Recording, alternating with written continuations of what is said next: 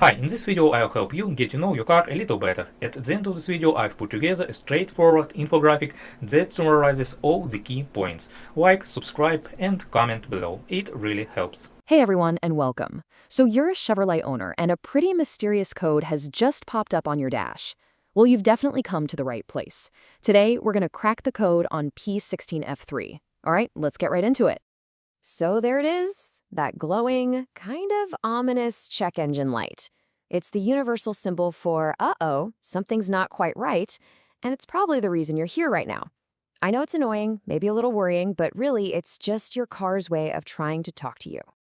And if the code reader spit out P16F3, just take a breath. We're going to walk through exactly what this thing means, what might be causing it, and what you need to do about it. Think of this as your personal roadmap to getting that pesky light turned off for good. All right, first things first, what are we actually dealing with here? Let's get a really clear, simple definition of this specific trouble code.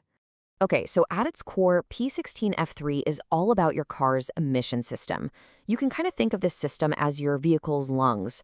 It's what manages all the exhaust gases. This code is basically a general alert, a red flag, telling you that somewhere in that whole complex system, something's gone a little haywire.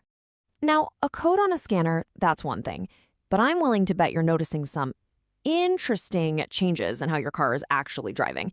So let's talk about how this code often shows up in your car's day-to-day performance.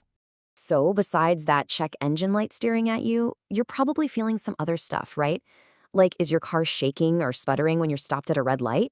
That's a classic rough idle. Or are you finding yourself at the gas station way more often than usual? Yep, that's your fuel economy taking a nosedive.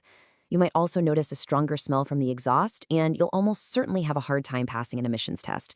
And hey, in some pretty serious cases, the car might not even start at all. Okay, so we know the what, and we know the symptoms. The next logical step is figuring out the why. How does a mechanic, or maybe you, if you're feeling adventurous, actually pinpoint the exact problem?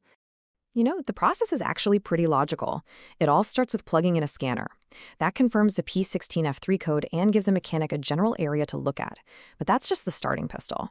The real work, the detective work, is in step 2, getting hands-on, inspecting the different parts of the emission system to find the true source of the trouble. This is where it gets interesting. The code points us to the crime scene, the emission system, but that system has a few key players that could be the culprit. So who are the usual suspects we need to line up? Now, the range of possibilities here is pretty wide. It could be something as simple as a cracked little vacuum hose that's creating a leak. That's a relatively easy and cheap fix. Or it could be a faulty oxygen sensor. That's the part that's supposed to be sniffing the exhaust, but it isn't sending the right signals anymore, which throws the whole engine out of whack. And then, in more serious cases, the problem could be the catalytic converter itself. That's a critical and, yes, a much more expensive part of the system. Okay, once the culprit has been identified, it's finally time to talk solutions. Let's take a look at how this issue actually gets resolved. So, this is the most important part. You don't just start replacing parts and hoping for the best. That gets expensive really, really fast. The beauty of a proper diagnosis is that the repair is specific, it's targeted. Whatever was found to be faulty is what gets fixed, no guesswork, which ultimately saves you a ton of time and money. And you can see how this all lines up perfectly, right? If the diagnostic pointed to a bad oxygen sensor, that sensor gets replaced. If it was just a loose vacuum hose, well, it gets tightened or replaced. And if, worst case, the catalytic converter was the problem, a new one gets installed. It's a direct one-to-one fix based on the evidence. And here is the final, satisfying step that brings it all home.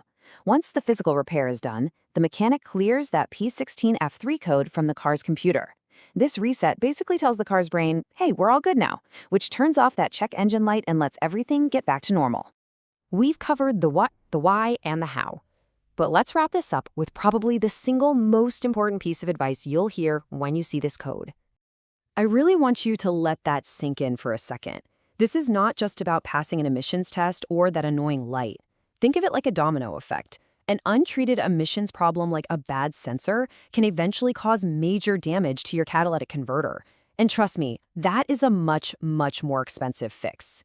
Ignoring this code is like letting a small problem fester until it becomes a huge, costly one. Procrastination is definitely not your friend here.